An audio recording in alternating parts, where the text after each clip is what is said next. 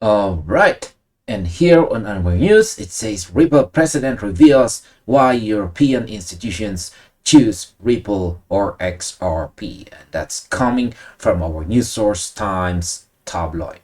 So, why did Europe just give Ripple the ultimate power move? While most traders are glued to their screens watching the daily green and red candles flash up and down, something massive just happened behind the scenes in Europe. Imagine trying to build a global financial highway, but every country has a different set of roadblocks. For years, crypto has felt a bit like the Wild West, but Ripple just secured a massive regulatory key that unlocks the doors to the most secure vaults in Europe. Cassie Craddock, the managing director for the UK and Europe at Ripple, just went public with a huge announcement. Right here, Ripple has officially secured preliminary approval for its crypto asset service provider license, or also known as a CASP license. This isn't just another piece of paper to hang on the wall. This is a license gateway that allows European banks, financial institutions, and fintech firms to access Ripple's end-to-end crypto asset and stablecoin payments infrastructure through a single, heavily regulated integration. If you are holding XRP, this is the kind of foundational news that changes the entire trajectory of an asset. We are moving away from speculative hype and moving directly into the era of licensed corporate execution. So in this video, let's break down exactly what this means and why the leadership at Ripple is celebrating this specific milestone. Alright, so let's start with our very first question about why does a compliance first strategy beat market hype? Right after the license news broke, Ripple President Monica Long right here shared a post on X that perfectly framed the entire situation. She stated right here, "This is what compliance first looks like and why European institutions choose to build with Ripple." Now, here comes my opinion. I have always believed that the project with the cleanest legal sheet wins the institutional race. You can have the fastest blockchain on earth, but if a tier 1 bank thinks they will get sued for using it, they won't touch it with a 10-foot pole. Monica Long's statement shows that Ripple's patience is finally paying off. They didn't take shortcuts. By building a compliant bridge, they are making it incredibly easy for traditional finance to plug into the XRP ledger without breaking any local laws. It's like building a secure armored train track instead of telling banks to drive through a lawless desert. Now, the next question is, are the liquidity corridors ready to open globally? Not everyone in the community is just quietly celebrating, though.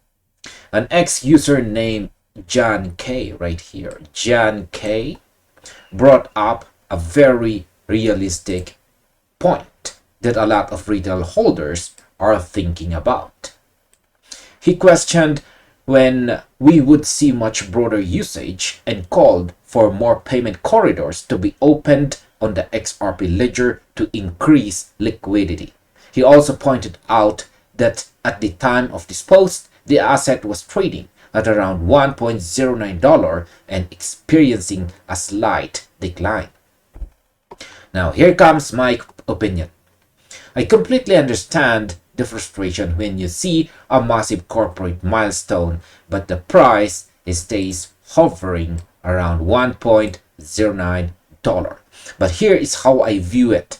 You cannot run a high-speed train before the tracks are fully laid down and approved by inspectors.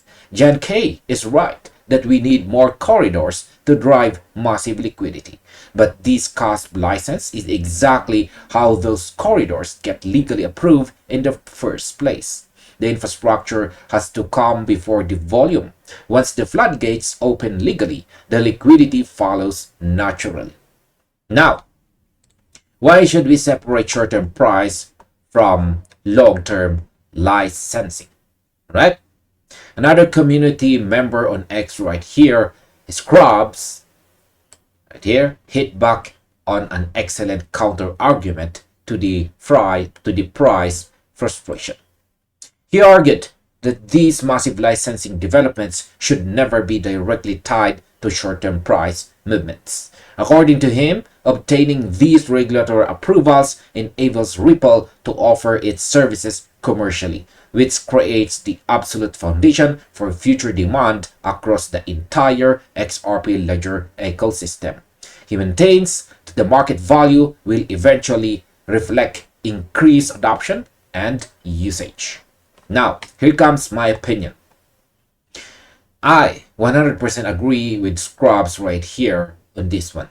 If you are checking the chart every 5 minutes, expecting a regulatory announcement to instantly pump the coin to a new all-time high, you are playing the wrong game.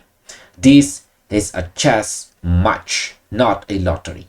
Getting a CASP license means Ripple can now legally sign contracts with multi-billion-dollar European enterprises. That is where the real token consumption and utility come from. The market value is a lagging indicator. It follows the real-world utility. It doesn't lead it. Now, here is our overall conclusion. When we look at the big picture of what went down this week, it becomes incredibly clear that the playground is shifting. Ripple is aggressively collecting regulated licenses across major global jurisdictions, with Europe being one of the largest financial price zones on the map.